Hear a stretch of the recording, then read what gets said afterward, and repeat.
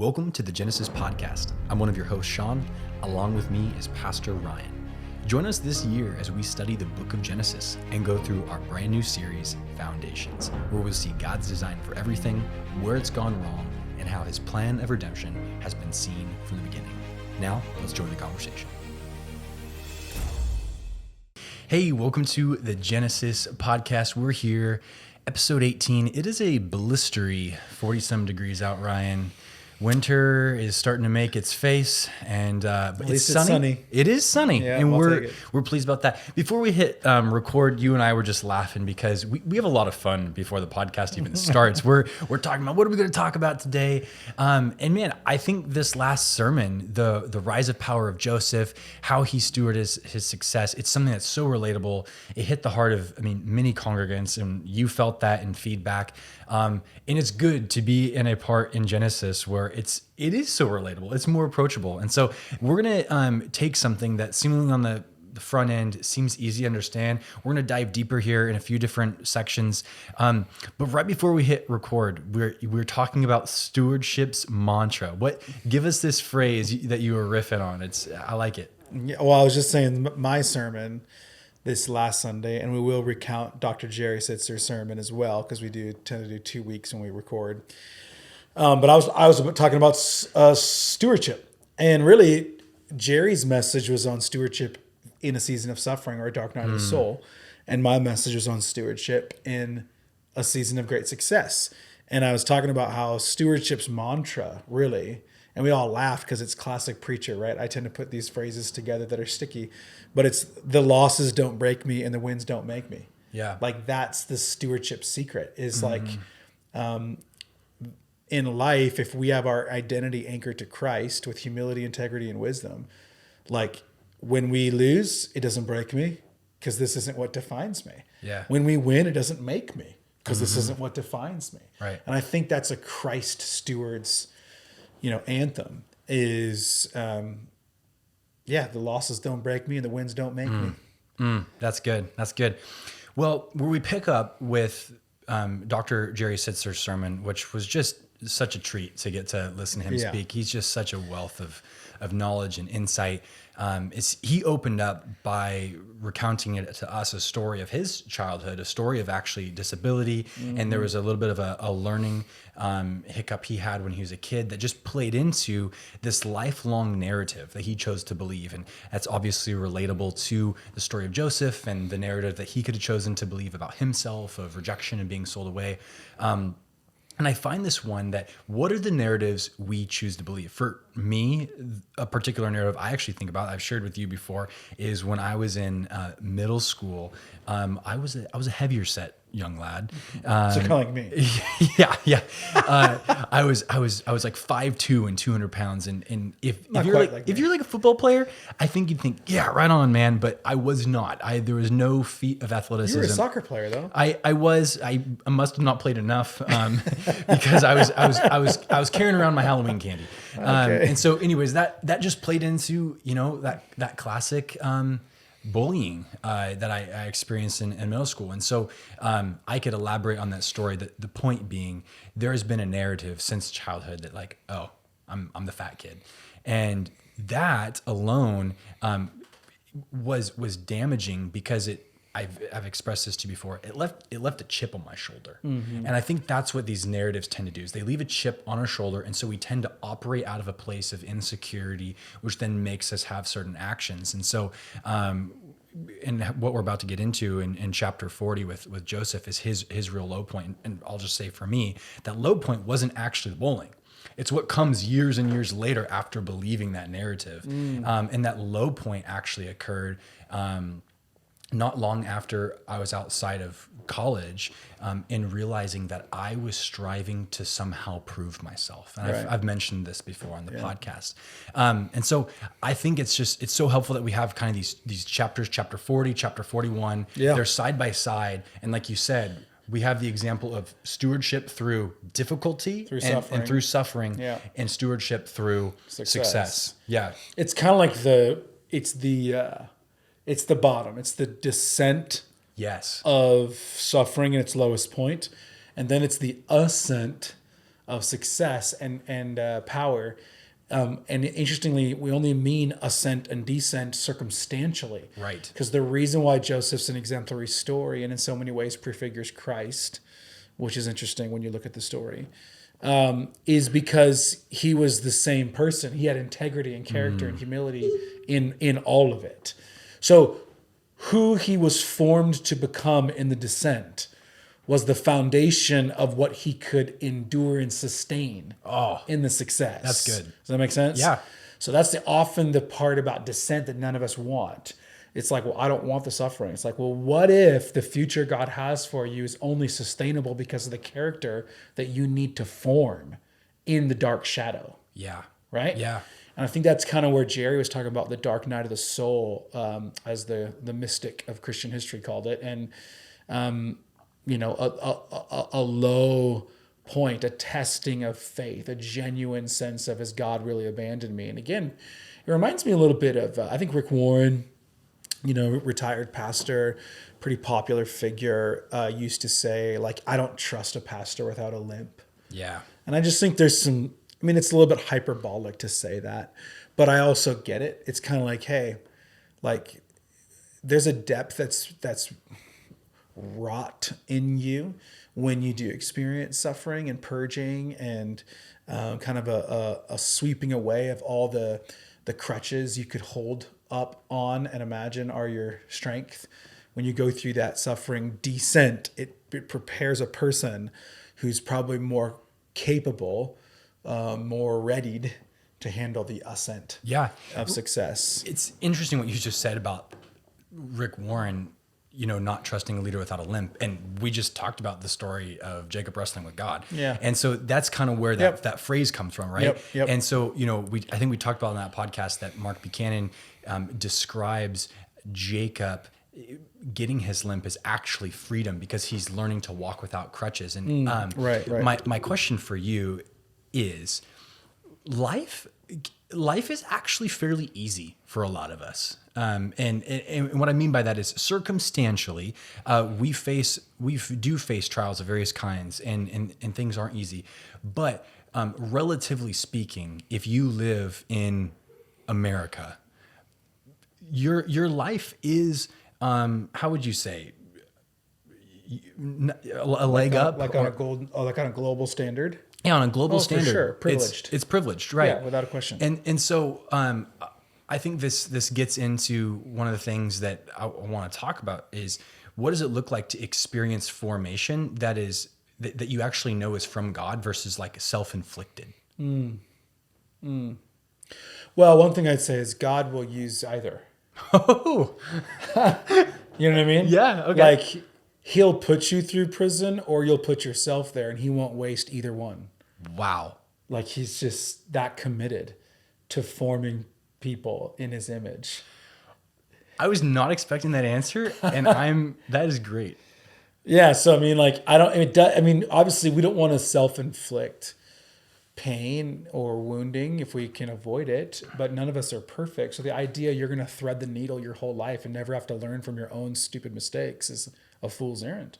Right. Romans 3:23 stands in contrast. It stands in opposition to you. For all have sinned and fallen short of the glory of God. Like Romans 2, I believe, for none of us is righteous, no, not one. None of us seeks after the right thing. On our own, we're left, our mouths are open graves. Like, we bruise our knees and break our ankles and skin up our elbows and bloody our teeth and our face because we sin.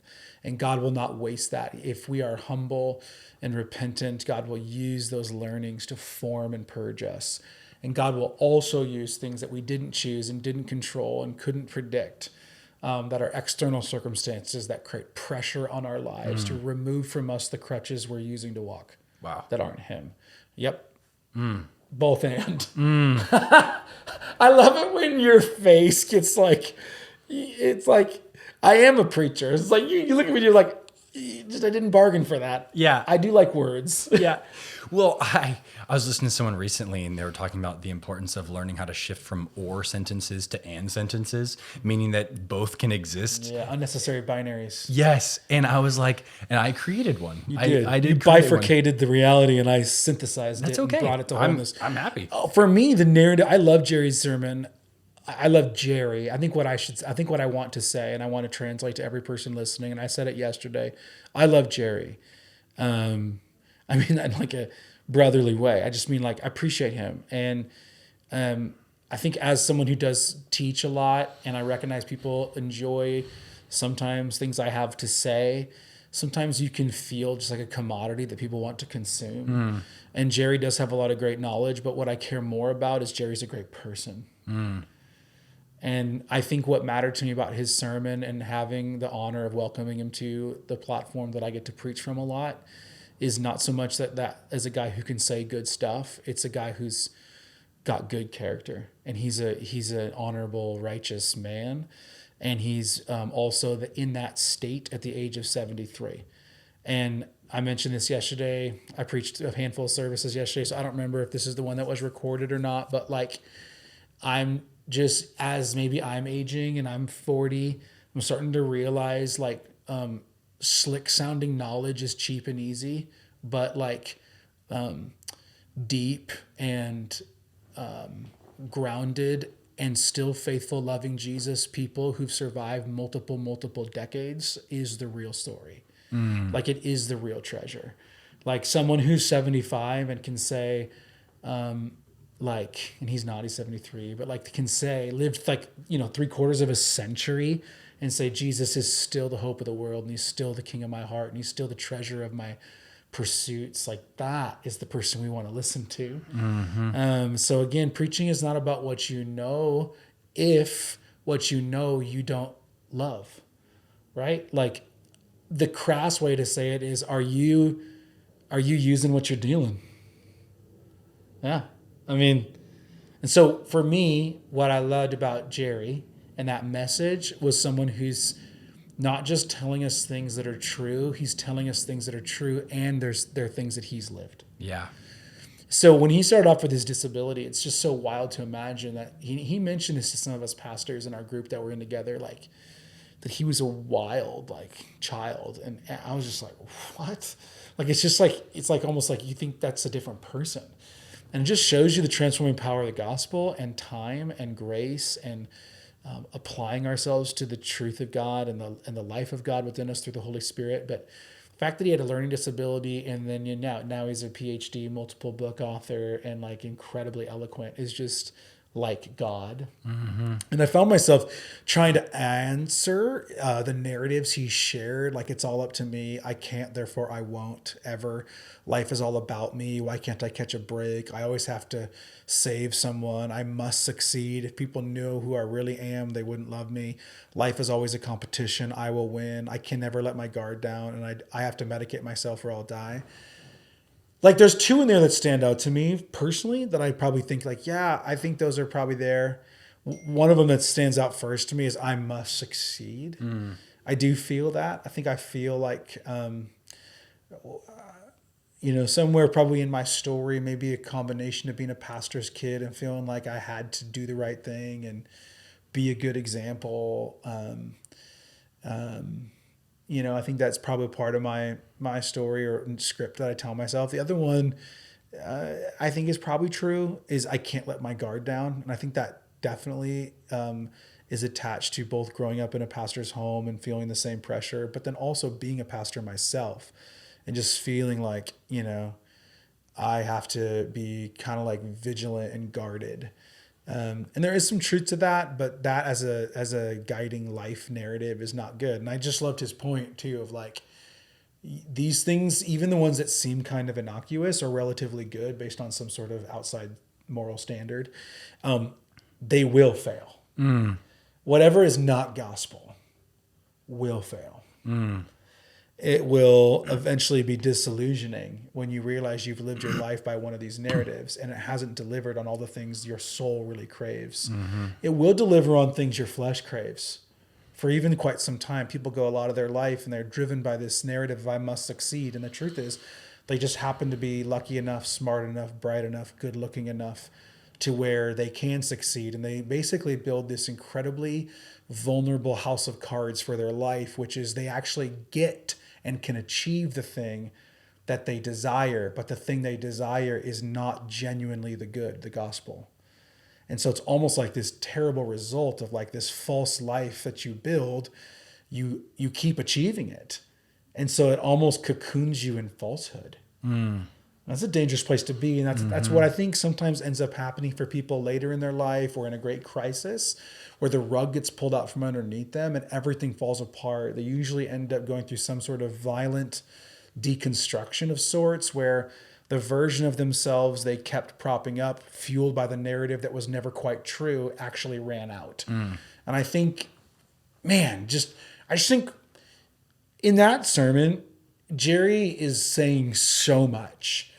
And I have the privilege of hanging out with them a little bit more. So I can kind of extrapolate a lot of things I've heard and learned from him over like a handful of years.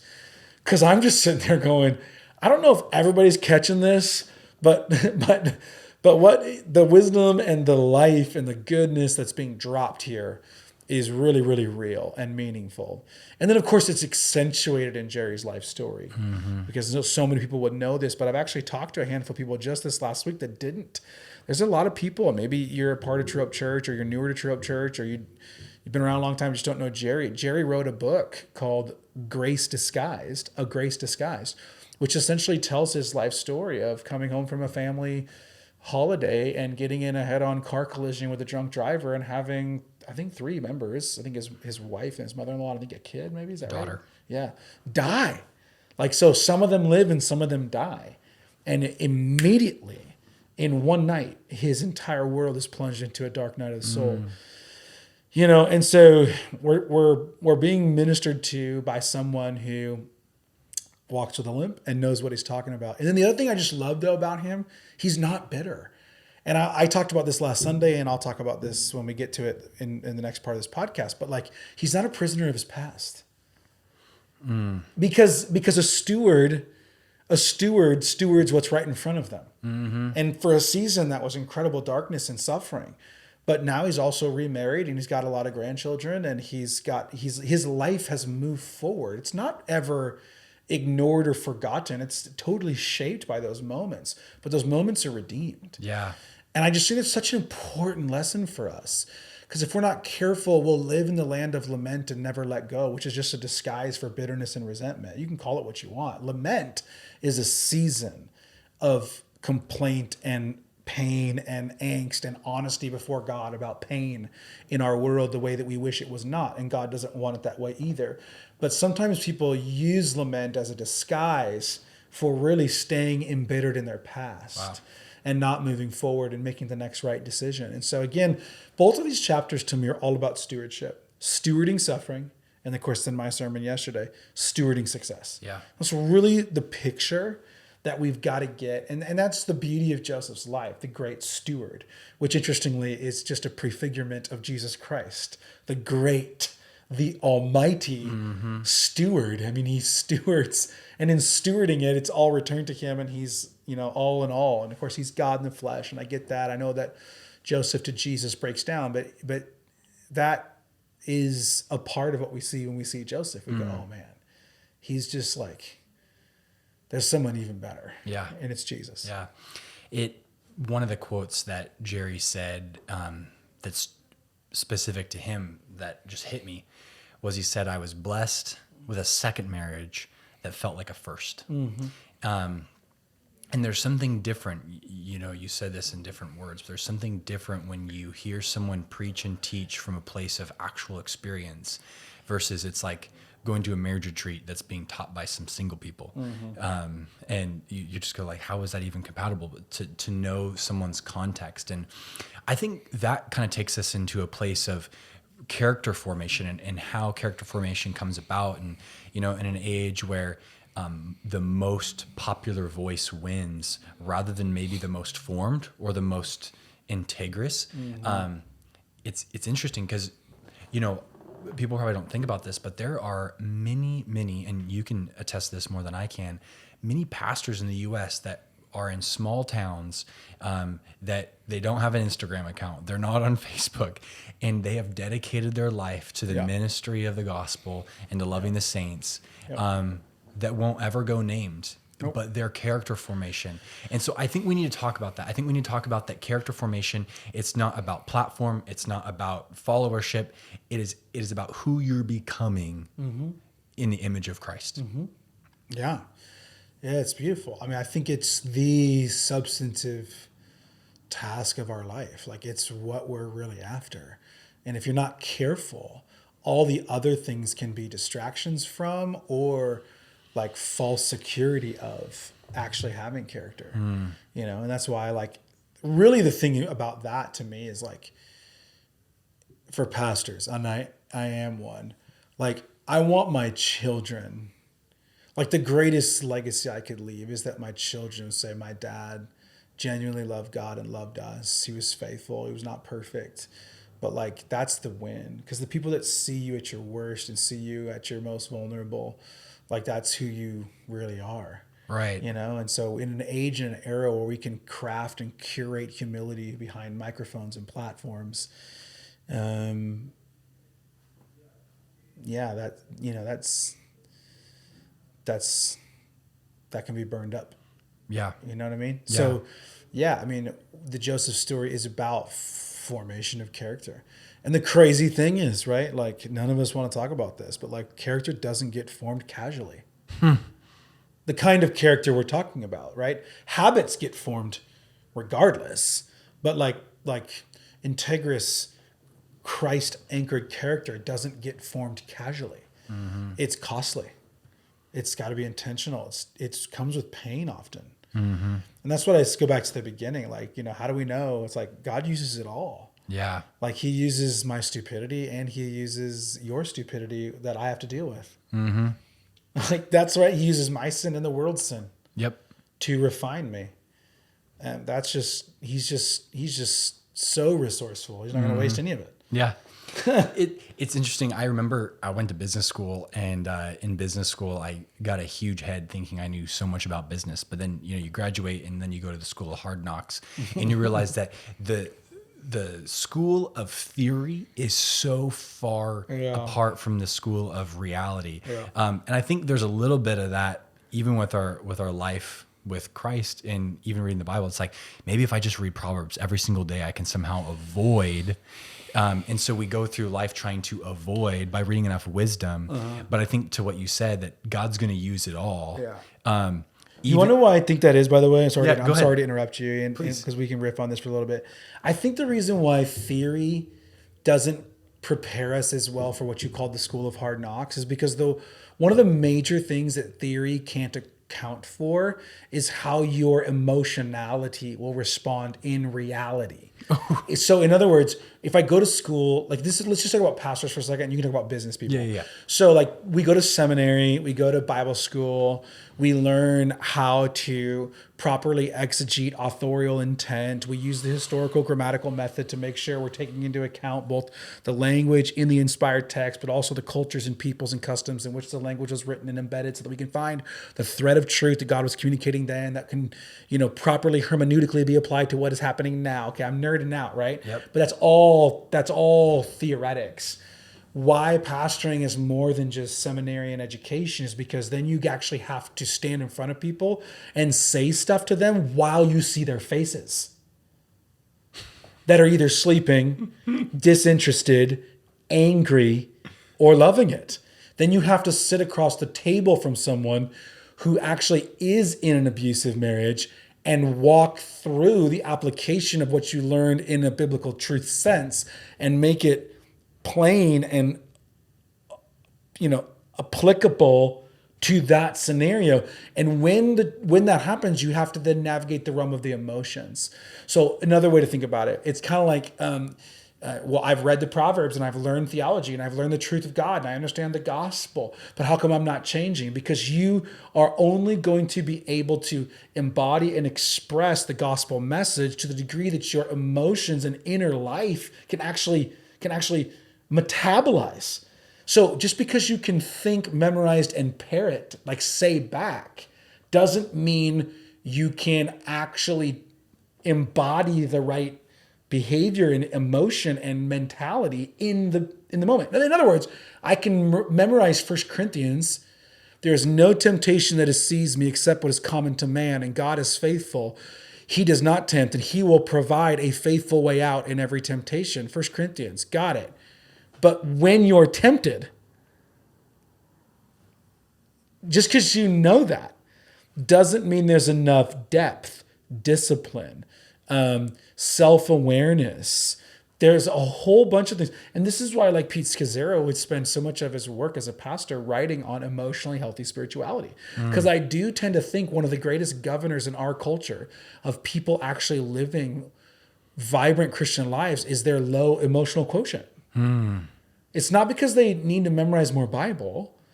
There are some, I mean, I'm a Bible literacy guy. There's some that like, they don't know anything. So that's not going to help you. But then there's a whole bunch of church folk who know, you don't need to know more. You need to like actually deal with the real you. Right. Cause like, you know, or like as parents, we get frustrated because we are like cramming the Bible down our kids' throats. Like, this is the truth. This is the truth. But our posture towards our kids repels our kids. So our kids will never do what we say. They'll do what they see. They don't do what we say. They do what they see. So they see us, and like that's what's parenting them. Does that make sense? Yeah, So anyway, absolutely. I just think it's an interesting concept. Of Yeah, like, it is. all of us have that challenge in life. We go to the school of theory, where we do need precepts and concepts and information and knowledge, but really, the difference between knowledge and wisdom is knowledge is what you know, and wisdom is what you can live. Yep. Knowledge is what you know, but wisdom is what you can live. And that's the difference. Yep. And so you don't want to be knowledgeable. That puffs up. You want to be wise. And that means I use knowledge in a way that I can actually embody and walk out. Okay, so I cut you off. Oh, man. I started preaching. Oh, man. Sorry. That's so good. Tell me That's about so your good. business stuff. No, we don't even need to go there. We don't even need to go there. To that point, I mean, I think about if we use this podcast as an example, we've talked about in preparation, some of our most favorite episodes that we've had a chance to do together have been the ones where we just sit down, we read Genesis, we talk about it, and that's it, right? We don't bring in all these outside sources and all these quotes and things. And so there's a simplicity here. There's an invitation of simplicity, I think, to just live life. And I've talked about that because we're both voracious readers. And at times, being a voracious reader is a great thing. Yeah. But it can also be following a false narrative. Like I just have to know one more thing, or I just need a little bit more information, or like it can be it's actually insecurity of control, right? And so all good things, what are they at their simplest form? And I think you said that it's wisdom. Well, we're crossing from Genesis 40 to Genesis 41. Yep. There's this moment that shifts, and I want to read this. This is verse 1 of chapter 41. We've talked about the importance of character formation. We talked about, gaining wisdom, living life, stewardship. Now it's like getting down to the actual practice. How does it happen? Verse 1 of 41 says, after 2 whole years. So just a reminder, where we just left off in chapter 40 was Joe was waiting for his call up. He was, in the minor leagues, going to get pulled up to the king's house. And that just doesn't go down. Yeah. He doesn't get that call. And so the obvious thing here that stands out to me and what's easy to miss is that what we most want is going to take time. Yeah, that's good.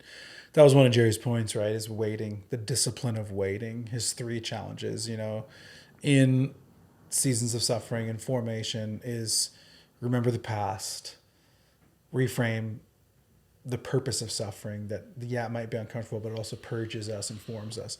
But then also like embrace waiting. Here's a crazy thought. I mean, we don't know this, but you can certainly surmise this. What if, and I kind of presented this on Sunday, what if this was the first day Joseph was actually ready for his destiny? Wait, say that one more time? What if this day, chapter 41, was actually the first day he was actually ready for his destiny? So hold on. Are you saying maybe there was more years in there? No. I'm saying what you said. I'm saying it in a way that I'm hoping will elucidate the significance of waiting and God using that to form us. Oh, like on day 700. Let's say that Pharaoh calls him up for the dream to be interpreted a week before this, 2 whole years. What if that was a week too early? And in God's providence, God knew that. Wow. Does that make sense? In other words, like what happened in those 2 years, we don't know. But what if it took 2 years for Joseph to fully lament the fact that he thought God failed them, and he finally let go of being in control of his own story and leaned into the darkness of the dark night of his soul, and in so doing, really put to bed some foundational things that God knew in his character had to be put to rest. And then the second that was done was the day Pharaoh had the dream. Wow. Like that's just like we just don't know. And so here's what I'm trying to say. My point, and I mentioned this on Sunday, was God's timing is perfect. And it preaches really nicely, but let's be honest. We think God's always late. Totally. I mean, whoever says God's early? Like, yeah, he just promoted me too early, you know? He just he answered that prayer too quickly. Like, just don't usually say that. What we'll usually say is God's late. So if the equation of our experience usually goes like this, he's late, in our opinion, but God announces through revelation in Scripture, he's always on time. What do you think that equation amounts to? God is more interested in getting us fully prepared for our destinies and the things he's called us to that we want now, but we're actually not ready for now. Does that make sense? Yeah, that's good. Yeah, that's why I'm saying, what if, like, after 2 whole years, and God's like, if God could, like, pull back behind the curtain and go, because he wasn't ready till yesterday. Like, and then shut the curtain. You know what I'm saying? Like, yeah, 2 whole years, because that's how long it took you to get to the end of yourself. Wow. Or you could say 15 whole years from the moment Joseph got those dreams to this moment of destiny. Maybe it took 15 years for that kind of proud, arrogant, snotty, favored son to actually get to the full end of himself, to handle this kind of success and promotion. Wow. Because, dude, the delta between who Joseph is the day before chapter 41 and the day he is after, or the person he is the day after chapter 41, is immense. Forgotten slave criminal to powerful, second most powerful, honored, successful man in the world. Bro, that's kind of like what Jerry's point was when he's like, nobody could have, your imagination isn't fertile enough. I think that was the exact sentence he used. Your imagination isn't fertile enough to write a story with that much delta. Yeah. Like we wouldn't aim that high. We wouldn't assume he was that low, and we wouldn't aim that high. But God does. God takes him that low and then takes him that high. And there is a total Christ prefigurement in that, by the way. Wow. Right? There is. So anyways, yeah, I just think it's interesting. After 2 whole years, and we could go, man, poor Joe never caught a break. Or God would say, no, that's how long it took for him to get to the end of himself to be ready for what I was going to promote him to. Man. Does that make sense? Yeah. Anyway, just a little nugget. Yeah, it's interesting, you know, obviously we didn't live in this time period, but we have lived in moments of others who have gone through some significant tumultuous seasons and then rose the ranks and are popular. And I don't know why. The example that comes to mind is like a Martin Luther King. Like when you think of a prominent leader, you think of Martin Luther King. And he died a premature death, and it is just tragic. You think though, while he is in the woes of it, were people thinking, "Oh, this guy's going to be big." Right. It's always after. Totally. And so we overestimate, glamorize where they went, but we underestimate the path it took to get there. Totally. And I think what I hear you saying, and this is such an American and I think I said that right. The American way of thinking is it's like, what else can I do to get to where I want to go? Where maybe the invitation is, what do you need to stop doing, or what do you need to actually give up to become the person? Because in so many ways, this dark night of the soul that Joseph experienced in the solitude and the silence of prison was a coming to the end of himself that was more of God stripping away than adding. And it's only until that point in which God gets the raw material of who you are, nothing more, nothing less, that he's able to promote into a way that then that promotion won't get to our heads. And as we are going to be just discussing, I assume, this coming Sunday, that's kind of the topic. Yeah, I mean, so here's the thing I think I love, and this is the second part of the talk, the podcast, the 2 chapters, is he doesn't only demonstrate fidelity and faithfulness in suffering, he also shows that character in success. And I drew out 4 things that I think you see in the story. Like, the 4 things you see is humility, integrity, wisdom, and faithfulness. Humility, he knew who his source was. He knew who got him out of prison. He knew who gave him the ability to interpret dreams. He knew it was from God. It wasn't from him. So that's just an incredible reminder to us that when we find ourselves potentially in a season of success, that humility must be a part of who we are if we're going to stay a faithful steward of that success. And then integrity. I mean, he just kept doing the right thing, bro, popular or not. Famine's coming. I'm going to tell you the truth. We got to save up. And we're going to live on a budget. I mean, there's so many practical things where we could take this. Like, there is definitely a lot of financial application to this part of Joseph's story. Like, he's a very financially successful steward. He demonstrates the wisdom of saving. He demonstrates the wisdom of, like, accounting, budgeting. He demonstrates the wisdom of even something as simple as they would take the grain from the cities. They would store the grain in the cities connected to the fields directly surrounding it. I mean, it was a very strategic, wise operation that he suggested to Pharaoh.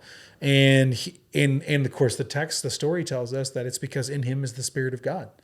He is wise. So again, the person that made it through the dark night of the soul is the same person who's emerging now into an ascent to great power. And what characterizes his life? Not flattery, not pride, not shrewd corner cutting that's lacking of integrity, not some sort of not an unwise prodigality, right? A lavish overspending. It's wise. It's wisdom. And then, of course, the last point I brought out, faithfulness. Faithfulness in his identity. Even though he's wearing a gold chain with a new haircut and new duds, he doesn't forget who he is. Even though he wants to forget some of the pain he's walked through, even though he's reclaiming his current season as a fruitful season by naming his second son Ephraim, which means fruitful, his first son Manasseh, which means forgetful. That is both applicable to where he's at and how he's navigating where he's at. He's also redrawing from his Hebrew roots, his understanding of, though I live in Egypt, I am a part of the people of Israel. Oh, that's just so rich an application for us. Though I live as an American, and I'm thankful to be an American citizen, I'm a part of the kingdom of God. And that's foremost. And even in, like you mentioned, a country and in the West that's relatively, but significantly privileged, we have no excuse to not operate with humility because it's all God's anyway. We have no excuse to not operate with integrity because God is watching us and we'll hold account to him for every part of our lives. We have no excuse to not operate with wisdom. Like, we're called to steward everything about our life, our health, our wisdom, our knowledge, and our money. We're called to save, to give, to invest. We're called to be stewards. And if we see ourselves as owners of what we have, it's a quick descent. We'll either think Well, we'll deceive ourselves into thinking that we're in control of it, which will enable us to then do what we want with it instead of what God tells us to do with it. So yeah, and just remembering who we are, remembering that we're not human doings, we're human beings. Yeah. At the end of the day, our value is not established in what we get done or how well, people speak of us or what they think of us. It's measured in who God says we are. And when we let that really anchor us, it's amazing. The people that know us best probably love us the most. Mm-hmm. Because that's where real characters seen and real characters formed. Mm-hmm. So that's good. I think with Joseph, I don't know why the math just came to me, but he's 7 years of plenty, 7 years of famine. The time that he was spent in this season of character formation was about the same length of time. Yeah, that's interesting. Right? Yeah, it probably is, because we know that at 30 he enters Pharaoh's service. So yeah, that'd be, if you go 14 years back, it'd be like at 16 years old, he checks on his brothers and gets sold into slavery. Very, very possible, which is interesting. It takes as long in the descent as it does to make sure you don't blow it in the ascent. Yeah. Yeah. Yeah. And, we see one person who maybe defies us, and it's probably because they are the embodiment of God, and it's Jesus. And as he was preparing for his ministry, he went, into his dark night of the soul for 40 days and 40 nights. Yep. But I think Fasting in the desert. Yeah. But I don't think that was the beginning of his descent. I think, it's the Son of God. He could have started his ministry when he was 3 years old, but he didn't. Like, even the Son of Man had to live life. Yeah. And yes, God can do anything, but I don't think he could have started his ministry at 3, because his human faculties were not matured to a point where the full mission and scope of the divine program could be revealed through him. Right. Yeah. Because that's Luke 2:52. Jesus grew in both wisdom and stature and in favor with both God and man. That's the only thing we know about Jesus after he was 12 and he had a little rendezvous with the priests and asked them funny questions. And they were like, who's this guy? And then his parents lost track of him at that time. And then Luke 2:52 gives us the only verse we have in the entirety of the canon on Jesus Christ between the ages of 12 and 30. And here's all it says is he grew in wisdom and in stature and in favor with God and man. Wow. And if you think about that, what that basically means is his body grew, his nervous system grew, the synapses in his brain were firing at all different levels as basically he got to a place of human potential that the full divine mission and program could be revealed through him. Wow. Kind of interesting. It is interesting. Even God chose to embrace limits. Yeah. Yep. 100%. Yeah. That's good. Well, we're here in Genesis 41, and what else do we need to talk about? I don't think there's a lot more. I think we kind of hit the high points. I think obviously it's a dream. The dream. Any questions about the dream? The dream's the 7 plump cows and the 7 gaunt cows, and then the 7 ears of grain and the 7 blighted ears of grain, and they both say the same thing. The wasted and gaunt ones consume the good ones, and that's just saying that 7 years of terrible famine is going to consume 7 years of plenty. So get ready, prepare, be prepared, think ahead. Right? Those are all the very practical applications. But I wanted to go more of a route of the person Joseph was and was formed into: a wise, integrous, faithful, and humble man. And the thing is, if those are the things that we really are, we will thrive in whatever season's right in front of us. That was another big point I guess I wanted to make on Sunday, and I think it came through. It was just you cannot steward the season you used to be in. You cannot steward the season you wish you were in. The beautiful thing about understanding our primary identity in this way as a steward is recognizing I can only affect what isn't right in front of me right now. I can only pastor the church that I have right now, and whatever God's doing to that, adding to its number or taking away from its number. I can only steward the marriage I'm in. And if I start thinking about a different one, I'll ruin this one. I can only steward the children I have. Let me ask you this. Tell me what the opposite is. Tell me what do you mean by stewarding something that's either in a past season or a season ahead? How do you see? I mean, you're in relationship with many people. Let me make it more practical. Ready? Yeah, please. A life lived in debilitating anxiety and worry is someone trying to steward the future before the future is here yet. You're trying to solve tomorrow's problems and it's not even tomorrow. Right. That's trying to steward the future. Yeah. The person, I've shared this before, so I know it's redundant, but like the thing that makes this the most real to me is my daughter. I cannot try to imagine what life's going to be like when she turns 16 and I'm thinking she should have a car. Well, she's not going to have a car. Or when, I had a dream or a thought or an anticipation that she'd be doing this at this age or this at that age. That's trying to steward the future, and the future's not here. I don't have tomorrow. I have today. Yeah. Stewarding the past, trying to steward the past. Like, it is kind of a weird way to say it, I guess. I appreciate the pushback. It's kind of like you use the phrase rehearsing your suffering, and I think that's what you meant by it's someone that's committed to bitterness and resentment. Right. It's unforgiveness. It's I'm back there. I'm not moving forward into now. Yeah. And now is what I have to work with. I am who I am because of what I went through back there. And I will be who I will be because of what I choose to do now.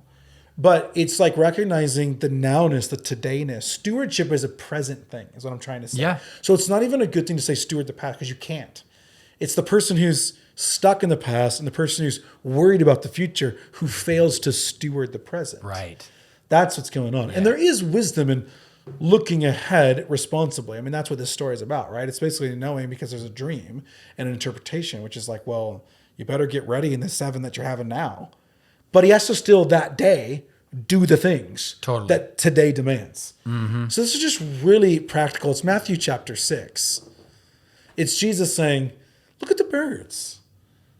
Like, look at the flowers in the field. Like, they don't do anything, but your heavenly Father cares for them. How much more will he care for you? Oh, you of little faith. Which one of you by worrying can add a single hour to your life? Yeah. You cannot. Seek first the kingdom of God. And I tell you, all these things will be added to you as well.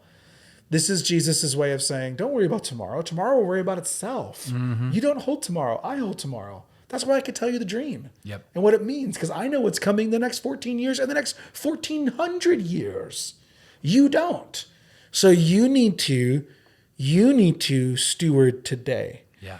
And that means today matters. Make today matter. You need to choose humility today, choose integrity today, choose wisdom today, choose faithfulness today.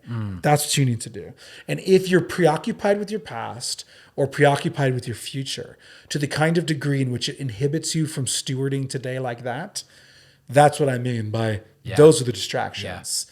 And you have to say no to those things so you can live today. And that is, man, it's biblical wisdom, but it's also like, it's like mental health therapy. Yeah. Because what tends to put us into depression or anxiety is focusing more on what is ahead of us, that which we cannot control or are worried we will not be able to handle, or that is behind us, which we're worried we'll never be able to outlive. Yeah. Regret is back there. Worry and fear is out here. Yeah, it's so good.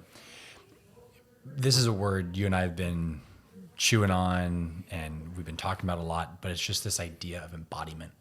And it's near and dear to your own heart. And it's become, because as a friend of yours, something that you're passionate about slowly like rubs off on me.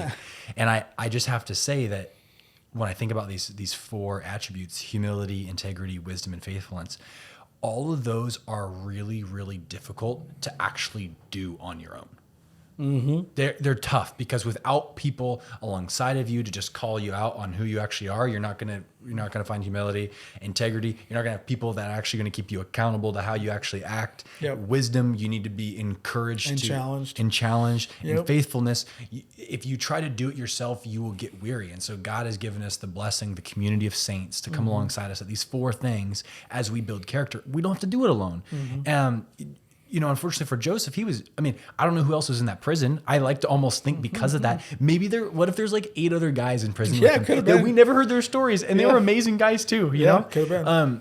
But I think the invitation there is in a digital age, what embodiment invites us into as the local church. I mean, you're listening to this either whether it's on YouTube or the podcast app, and you're driving down the road, and that's great.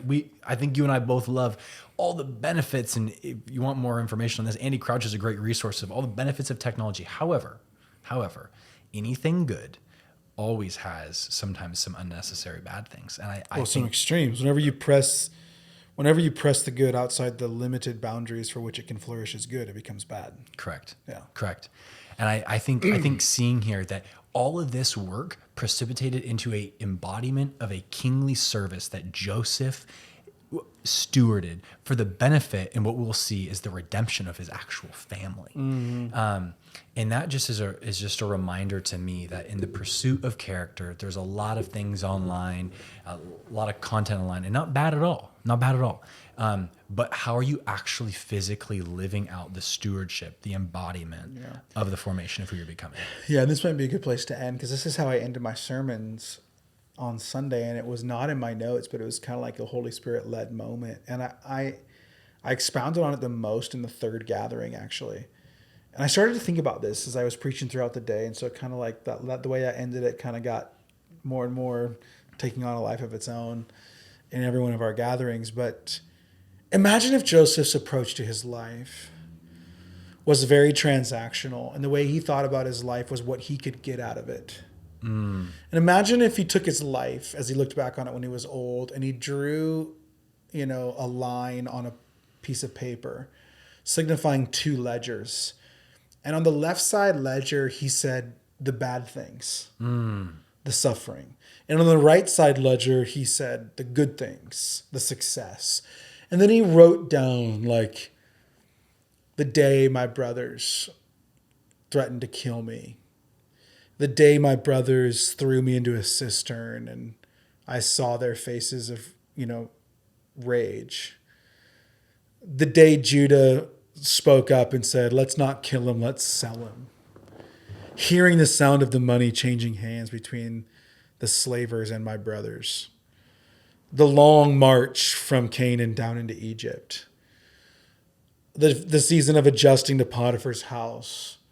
The season of Potiphar's wife accusing me and me going into a dungeon for who knows how long. The disappointment of the cupbearer forgetting his promises to me. The 2 long years. That's a pretty long list.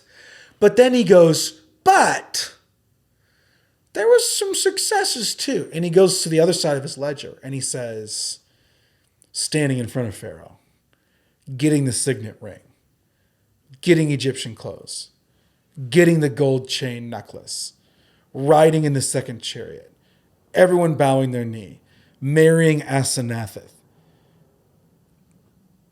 And imagine if his take on his life was, it was rough. But I will say, kids, following God has more pluses than minuses. That's not the picture. That's not the goal. That's not the life God's inviting you into. He is not inviting you into a life where you stack up your pain and you stack up your privileges and you hope you come out on the plus side of the ledger. What he's inviting you into is what Jerry mentioned and what I think this story mentions and how I ended my sermon. He's actually inviting you into a life that is lived in radical surrender and stewardship and abandon to him, because what's always been true about God, even when you're in slavery or suffering, is he's seated on a throne. And there are angels and elders and creatures surrounding that throne, and 24/7 on into infinity, they are announcing without ever tiring, holy, holy, holy is the Lord God Almighty. And here's my challenge to our church. A lot of people come to church today and they ask themselves, what can I get out of this? As if the trade is, well, if we go to soccer this morning and skip church, we'll get Capri Suns and Oreos and a Starbucks on a cold field. If we go to church, we'll get pretty bougie coffee, maybe even some cold brew, a couple cool handshakes, maybe some uplifting songs, and hopefully a thought-provoking sermon. While you miss the fact that God actually is inviting you to live a life of surrendered, abandoned stewardship in worship to the greatest reality that ever has been and ever will be. He's reigning and he rules and he's worthy of our worship. So at the end of Joseph's life, I like to imagine he thought this: it doesn't matter what the ledger says. It matters who God is, and he's worthy of my worship. Man. Well, to that, I'll say amen. Amen. We'll call that a wrap.